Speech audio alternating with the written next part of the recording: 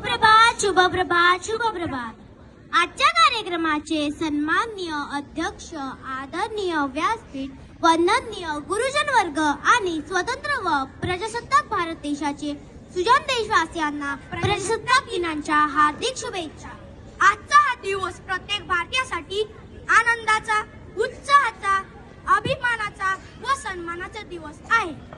आज आपल्या भारत देशाचा प्रजासत्ताक दिन अर्थातच संविधान अंमलबजावणीचा दिवस. ऑगस्ट 15 ऑगस्ट स्वातंत्र्य दिवस व 26 जानेवारी प्रजासत्ताक दिन यामध्ये नेमकं काय फरक आहे? स्वातंत्र्य दिन म्हणजे 15 ऑगस्ट 1947 रोजी आपल्याला स्वातंत्र्य मिळाले. आपली स्वातंत्र्यापूर्वीची परिस्थिती अत्यंत दयनीय होती. भारतीय जनता गुलामगिरी, अन्याय, अत्याचार या जाळ्यात अडकलेली होती. हजारो देशभक्तांचे एकच स्वप्न होते की भारताची पुढची पिढी ही स्वतंत्र देशात जन्माला यावी. त्यासाठी अनेक क्रांतीवीर, देशभक्त पुढे आले, जसे महात्मा गांधी.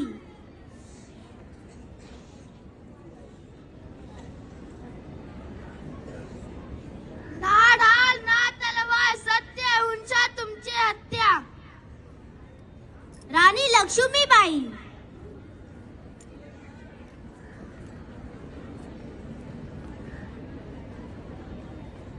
मैं अपनी झांसी नहीं दूंगी. लोकमान्य टिळक.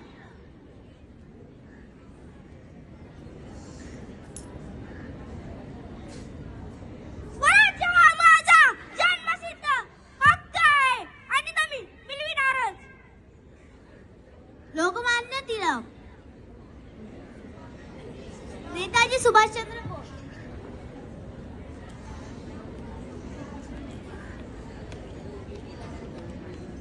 तुम मुझे खून दो, मैं तुम्हें आजादी दूंगा. या हजारो क्रांतीवीर व देशभक्तांनी आपल्या प्राणांची आहुती दिली व अखेरीस 15 ऑगस्ट 1947 रोजी भारताला स्वातंत्र्य मिळाले. हाच तो 15 ऑगस्ट भारताचा स्वातंत्र्य दिवस. 15 ऑगस्ट 1947 रोजी देशाला स्वातंत्र्य मिळाले खरे, परंतु देश व देशातील माणसं ही सैरावैरा झाली होती. विभिन्न तुकड्यात देश विभागला होता.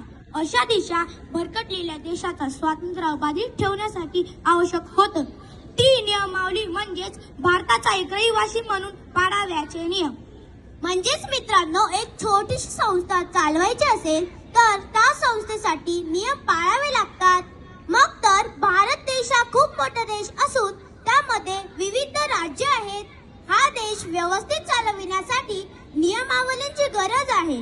ही नियमावली म्हणजे संविधान, त्याला इंग्रजीत कॉन्स्टिट्यूशन म्हणतात.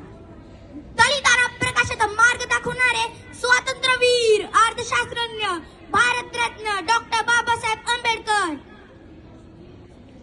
फक्त वही पेन म्हणजे शिक्षण नव्हे, तर बुद्धीला सत्याकडे, भावनाला माणुसकीकडे आणि शरीराला क्षमाकडे नेण्याचा मार्ग म्हणजे शिक्षण.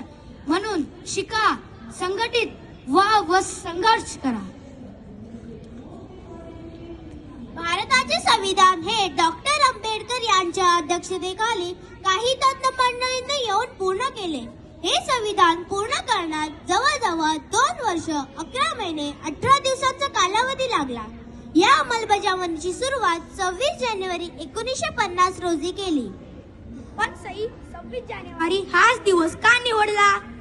कारण 26 जानेवारी 1930 रोजी पंडित जवाहरलाल नेहरू यांच्या अध्यक्षतेखाली काँग्रेसने ब्रिटिशांकडे पूर्ण स्वराज्याची मागणी केली.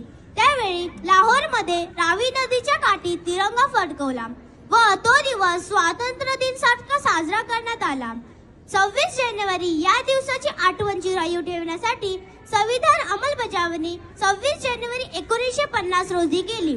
म्हणूनच हा दिवस राष्ट्रीय सण म्हणून संपूर्ण देशभरात दरवर्षी साजरा केला जातो. या संविधानानुसार भारत देश समाजवादी, धर्मनिरपेक्ष, लोकशाही गणराज्य बनला, जो न्याय, समता, स्वातंत्र्य, बंधुत्व यांना चालना देत असतो. पण आजही देशातील जातीय दंगली, दहशतवाद, भ्रष्टाचार, गुन्हेगारी, महिलेवरील अत्याचार पाहिले की प्रश्न पडतो, हाच तो क्रांतिकारांचा स्वप्नातील भारत देश आहे का? यासाठीच देशभक्तांनी आपल्या प्राणांची बलिदान दिली का? नक्कीच नाही मित्रांनो, नक्कीच नाही. प्रजासत्ताक देशाचे पावित्र्य हे आपण सर्वांनी अबाधित ठेवले पाहिजे. या संविधानाचा आदर केला पाहिजे. आजपासून देशाची समस्या ही माझी समस्या समजून दूर करण्याचा प्रामाणिक प्रयत्न करूया. हा भारत देश बलवान, इथली संस्कृती महान. थोर पुरुष जन्माला आले, स्वातंत्र्यासाठी जे लढले, करू त्यांचा सन्मान, इथली संस्कृती महान.